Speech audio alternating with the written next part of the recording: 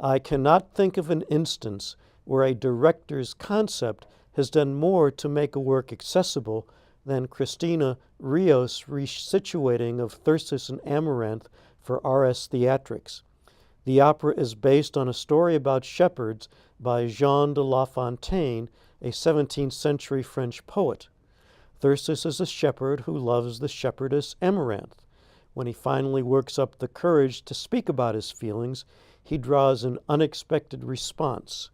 In choosing the vocal range for the opera's music, composer Stephen Serpa was influenced by composers of de La Fontaine's era who also wrote about pastoral subjects, Charpentier and Handel. Serpa followed their lead by assigning treble voices to both the shepherd and the shepherdess. This brings the beautiful serenity of that period to the music, Serpa writes, with the voices of the would-be lovers intertwining in the same octave. I can understand why Rios, with her operatic training, was attracted to the haunting melodies of Serpa's music, but she correctly realized that a story about a shepherd and a shepherdess, both portrayed by singers with high voices, might confuse audiences unfamiliar with the conventions of pastoral poetry and the performance practices of Baroque opera. Instead of staging the opera literally, Rios created an entirely new context for the piece. Her, Thyrsis, and Amaranth are bridesmaids at a wedding reception, so naturally their voices are in the same range. Naturally, Thyrsis is filled with anxiety and self-doubt about a revelation that might be a complete surprise to her close friend. Lindsay Gingrich as Thyrsis and Eileen Engel as Amaranth sang and acted persuasively, and musical director Leah Luciano led an accomplished band from the keyboard. The production was enhanced by Amy Harrison's costumes, Keller Ryan's scenic design, Nathan Schrader's lighting, and Mark Kelly's sound.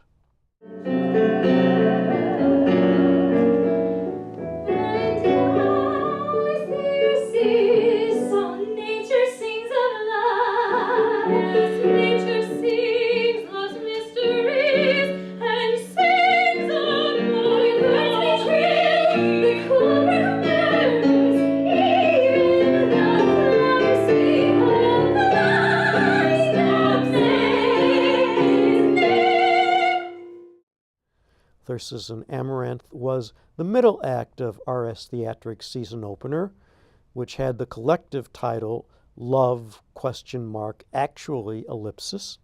The third act was 21 Chump Street, a 15-minute musical by Lin-Manuel Miranda. It was commissioned by Ira Glass, the host of This American Life, for a special episode of his program that was transmitted live to movie theaters from the Brooklyn Academy of Music. In that broadcast, Glass explained that his sense of what makes a satisfying story comes mainly from watching musicals in his youth.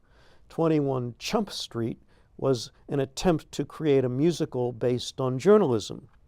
About 3/4 of the text was quoted verbatim from the interviews conducted for a story on This American Life about young officers from the Palm Beach Police Department who went undercover posing as students to investigate complaints about drugs being sold in schools. The key figures in the story are Justin, an honor student in his senior year, and Naomi, a transfer student who suddenly appears in 2 of Justin's classes. Naomi, of course, is undercover. Justin is so besotted with Naomi that he will do anything to impress her. He even agrees to get some marijuana for her, even though he says he doesn't smoke it himself. Kelvin Erday's artless enthusiasm made Justin easy to like.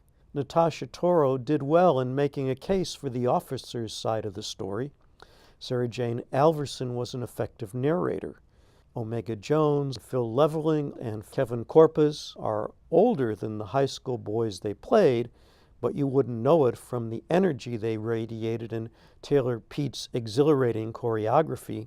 What the heck I gotta do to be with you? Hello, hello, hello. What the heck I gotta do to be with you? Who do I have to be? For you wanna be with me? smiley face? Yes, next thing you know, we're texting day and night. I trust her battery. Like, whoa. You know, I never met anyone like her, bro. No, she listens to all my problems. The first act of Love, actually, began with Out of a Bowl, a cabaret act in which the names of the cast members to perform were picked out of a bowl. I admire the effort to bring some randomness to the proceedings, but I prefer cabaret in which we can appreciate the singer's relationship with the material as much as the material itself. After Out of a Bowl, Colleen Backer performed History Lesson, a delightful monologue by David Lindsay about a Mount Rushmore tour guide making one last appearance after she has been let go. Backer's uncontainable resentment is a riot.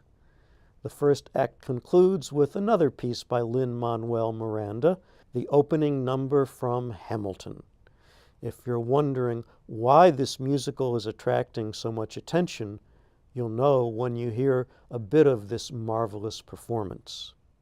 Moved in with a cousin committed suicide, left him with nothing but ruined pride. Something new inside a voice saying, Alex, you gotta fend for yourself. Started retreating and we would never treat us on the shelf. There was nothing left to do, but one less to do. He would have been dead or destitute without a cent of restitution. Started working for his late mother's landlord, turning sugar cane and rum and all the things he can't afford. Scanning for every book he can get his hands on, planning for the future, seeing now as he stands on the bow of the ship, heading for a new land. In New York, you can be a new man.